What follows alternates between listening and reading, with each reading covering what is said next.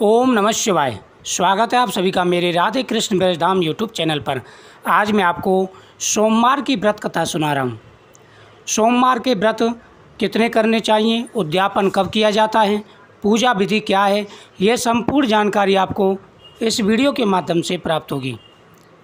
जो भी चैनल पर पहली बार आए चैनल को सब्सक्राइब करें, बगल में बेल आइकन बटन को दबाएँ। सोमवार के व्रत दो प्रकार के किए जाते हैं, एक सादा सोमवार, एक 16 सोमवार। सादा सोमवार का मतलब ये होता है कि आप खुले सोमवार के व्रत रख सकते हैं। जैसे आपने 5 व्रत रख लिए, बीच में अगर व्रत छूट जाता है तो फिर अगले को एक को छोड़कर अगले से व्रत शुरू कर सकते हैं। लेकिन अगर आपने 16 सोमवार का संकल्प किया है तो आपको रेगुलर व्रत करने होंगे। 16 सोमवार लगातार रेगुलर व्रत करने होते हैं और 17वें सोमवार को उद्यापन करना होता है। अगर बीच में सूतक आदि आ जाते हैं तब भगवान के सामने संकल्प द्वारा व्रत रोक सकते हैं, फिर सूतक के बाद में व्रत शुरू कर सकते हैं। सबसे पहले आपको ध्यान रखना है कि सादा सोमवार में आप अपने सामर्थ्य के अनुसार कैसी भी चीज़ें भगवान शिव को चढ़ा सकते हैं, लेकिन 16 सोमवार का व्रत किया है तो गिनती जो है 16 होनी चाहिए। जैसे 16 सुपारी हैं, 16 जनेऊ हैं, 16 पान के पत्ते हैं, 16 केले हैं, इस प्रकार से 16 सामान चढ़ाया जाता है उद्यापन में। व्रत दो तरह के रखे जाते हैं, एक मीठे और नमकीन। आप नमक के व्रत शुरू कर सकते हैं या मीठा व्रत शुरू कर सकते हैं, वो आपकी इच्छा के ऊपर है। किसी दूसरे के घर का अन्न नहीं खाना है, पूरे दिन ओम नमः शिवाय का जाप करना है, लड़ाई झगड़ा नहीं करना है, इस बात का विशेष रूप से ध्यान रखें। पूजा विधि, सबसे पहले भगवान को पंचामृत से स्नान कराएंगे, उसके बाद में आप गंगा जल से स्नान कराएं, फिर भस्मी का टीका लगाएं, बेलपत्र, भांग, धतूरा, पुष्प आदि भगवान को अर्पण करें। भगवान के सामने दीपक जला करके इस कथा का श्रवण करें। प्राचीन समय की बात है, एक सेठ था जो नियमित रूप से भगवान शिव की पूजा किया करता था और सोमवार के व्रत रखा करता था। सेठ का ये नियम था कि वह एक भी सोमवार नहीं छोड़ता था। 16 सोमवार के उसने व्रत रखे थे, नियमित रूप से भगवान की पूजा किया करता था और भगवान से प्रार्थना करता था कि प्रभु मुझे संतान प्राप्ति का वरदान दीजिए, क्योंकि सेठ के हर प्रकार का सुख था लेकिन एक ही दुख था कि उसको कोई संतान नहीं थी। भगवान से वो प्रार्थना करता था और घंटों भगवान के सामने बैठा रहता था, ओम नमः शिवाय का जाप किया करता था। एक बार माता पार्वती ने भगवान शिव से कहा कि हे प्रभु, ये आपका कितना बड़ा भक्त है, प्रत्येक सोमवार को आपकी पूजा करता है, घंटों आपके सामने बैठा रहता है, इसका क्या दुख है, उसे आप दूर करिए। भगवान से बोले कि हे देवी, यह संतान चाहता है और इसके भाग्य में संतान नहीं है। माता पार्वती ने कहा कि प्रभु आपकी पूजा तो करता है, आपका भक्त तो है, इसका संतान नहीं है, तो आप वरदान दीजिए, क्योंकि अगर आप भक्तों को वरदान ही नहीं देंगे तो भक्त आपकी क्यों कर पूजा करेंगे। भगवान शिव ने कहा ठीक है, मैं इसे वरदान देता हूँ, मैं इसे वरदान देता हूँ कि इसके पुत्र होगा, लेकिन उसकी उम्र जो है अल्पायु होगी, वह 16 साल ही जीवित रहेगा। सेठ को ये सुनकर के खुशी नहीं हुई, ना ही दुख हुआ।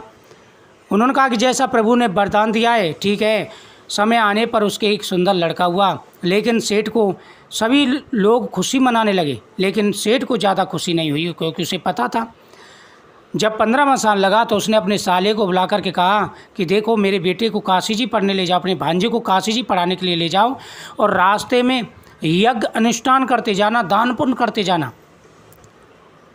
मामा भांजे दोनों काशी जी पढ़ने के लिए चल दिए।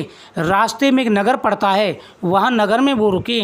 उस नगर के राजा की लड़की की शादी थी, लेकिन जो दूल्हा आया था वो एकांक से काना था। जब लड़के वालों ने उस सेठ के लड़के को देखा तो कहा कि भाई लड़का तो बहुत ही सुंदर है, द्वाराचार की यानी दहलीज की रस्म इससे करा ली जाए तो बहुत अच्छा है। उन्होंने मामा को राजी कर लिया, भांजे से दहलीज की जो है रस्म पूरी करा ली गई। अब उन्होंने विचार किया कि भाई फेरे भी इसी से करा लिए जाएं तो इसमें क्या परेशानी है। अब फेरे की रस्म भी उससे करा ली गई। जब फेरे हो रहे थे तो लड़के ने लड़की की चुनरी के पल्ले पर लिख दिया कि मेरी शादी तेरी शादी मेरे साथ हुई है और मैं काशी जी पढ़ने जा रहा हूँ, लेकिन जिसके साथ तुझे ये विदा करेंगे, जिसके साथ तुझे ये यहाँ से विदा करेंगे वह एकांक से काना है और उसके साथ तेरी शादी नहीं हुई है। ऐसा कह करके वह काशी जी चला गया।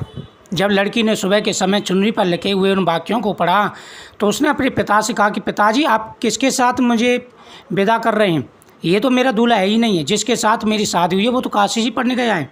उसने सारी सच्चाई बताई, बारात को वापस कर दिया गया। अब राजा ने सिपाहियों से कहा कि देखो, अगर वह राजकुमार आपको नजर आए तो तुरंत मुझे खबर कर देना। उधर वो है मामा भांजे काशी जी पहुँचे, अनुष्ठान करने लगे। एक बार अनुष्ठान चल रहा था, भांजे ने कहा कि मामा मेरे सर में दर्द हो रहा है। मामा ने कहा कि बेटा अंदर जा कर के लेट जाओ। मामा अंदर जा कर के लेट गया और कुछ ही समय में उसके प्राण निकल गए। भांजा जो है अंदर जा कर के लेट गया, उसके प्राण निकल गए।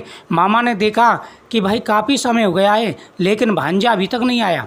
मामा अंदर गया तो जा कर के देखता है कि भांजा की जो है प्राण निकल चुके हैं। मामा ने सोचा अभी रोना पीटना शुरू कर दूंगा तो यज्ञ अधूरा रह जाएगा। उसने पहले यज्ञ पूरा किया, उसके बाद में रोना प्रारंभ कर दिया। देवयोग से उधर माता पार्वती और भगवान शिव निकल के जा रहे थे। माता पार्वती ने कहा कि देखो प्रभु, काशी नगरी में कोई दुखिया रो रहा है, क्योंकि काशी में भगवान शिव प्रतिदिन घूमते हैं। भगवान शिव ने जाकर के देखा। माता पार्वती ने कहा कि प्रभु ये तो वही लड़का है जो आपके आशीर्वाद से हुआ था। भगवान शिव ने कहा कि देवी इसकी इतनी ही आयु थी। माता पार्वती ने कहा कि प्रभु ये अपने मामा के साथ आया था और आपकी नगरी में अनुष्ठान कर रहे थे, अब आप इसकी आयु और बढ़ाइए, नहीं तो मामा को कलंक लग जाएगा। भगवान शिव ने माता पार्वती के कहने पर अपनी किन की उंगलिया से रक्त की 2 बूंद उसके मुंह में डाली और वह जीवित हो गया। उसके बाद में दोनों मामा भांजे अपने नगर को चल दिए। भांजे की पढ़ाई पूरी होगी, उसी नगर में वापस आए और उस लड़की ने उनको पहचान लिया, उसको वो घर बुलवाया और राजा ने आदर सत्कार के साथ में उनका स्वागत किया। कुछ समय वहाँ रहने के बाद में उनको बहुत सारा धन दिया और धन के साथ में बेटी के साथ में उसको विदा कर दिया। अब मामा भांजे और वह लड़की तीनों अपने नगर के पास पहुँच गए। उधर वो सेठ था, वो घर की छत पर बैठा हुआ था। उसने निर्णय किया कि अगर मेरा बेटा सकुशल आ गया तो मैं नीचे उतरूँगा, नहीं तो यहाँ से कूद करके जान दे दूँगा।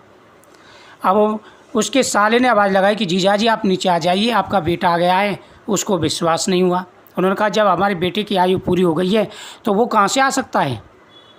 लेकिन जब वो बेटे ने आवाज़ लगाई कि पिताजी आप आ जाइए, मैं सकुशल आ गया हूँ, तो सेठ को बड़ा हर्ष हुआ, बड़ी खुशी हुई और दोनों सेठ और सेठानी नीचे उतर के आए, बेटे को गले से लगाया, कहा कि बेटा ये कैसे चमत्कार हुआ। मामा भांजे ने कहा कि यह भगवान शिव की माया है, उन्हीं के चमत्कार से ये, उनके प्रभाव से ये चमत्कार हुआ है। जो उनकी सेवा करते हैं उनकी नगरी में कौन किसी का कुछ बिगाड़ सकता है, वो तो कालों के भी काल महाकाल हैं। तो उस मामा ने पूरी कथा सुनाई कि कैसे भगवान शिव ने उनके बेटे को जीवित किया। उनकी श्रद्धा और भगवान के प्रति बढ़ गई। सभी परिवार वालों ने विधि विधान के साथ भगवान शिव की आराधना की। उस समय से वह प्रत्येक सोमवार का व्रत करने लगे। तो सोमवार के व्रत की इतनी महिमा है। इस दिन जो व्यक्ति भगवान के मंत्रों का जाप करते हैं, भगवान की पूजा करते हैं, उनके सारे कार्य सिद्ध हो जाते हैं, धन बढ़ता है, सुख समृद्धि बढ़ती है, संतान का सुख प्राप्त होता है, जीवन में आ रहे सारे दुख और परेशानियां दूर हो जाती हैं। सोमवार की ये विधि थी और ये कथा थी। इस प्रकार से आपको भगवान की पूजा करनी है। और आप सादा सोमवार व्रत रखना चाह रहे हैं या 16 सोमवार रखना चाह रहे हैं, वो दोनों विधि मैंने आपको बता दी हैं। इस वीडियो को ज़्यादा से ज़्यादा शेयर करें जिससे सबको पता चल सके और साथ ही आप कमेंट में ओम नमः शिवाय जरूर लिखें। भगवान भोलेनाथ आप सबकी मनोकामना पूरी करेंगे। तो मुझे उम्मीद है आपको ये जानकारी बहुत ही अच्छी लगी होगी। आप भी इसी प्रकार से व्रत करें, आपकी हर मनोकामना अवश्य पूरी होगी। ओम नमः शिवाय। इस मंत्र का जाप करते हुए महाकाल भोलेनाथ को 5 बेलपत्र जरूर अर्पण करें। ऐसा करने से हर प्रकार के मनोरथ पूरे हो जाते हैं। भगवान गणेश जी के सामने भी एक दीपक जरूर जलाएं। हरि दुर्वा अर्पण करें, इससे हर मनोकामना पूरी हो जाती है। ओम नमः।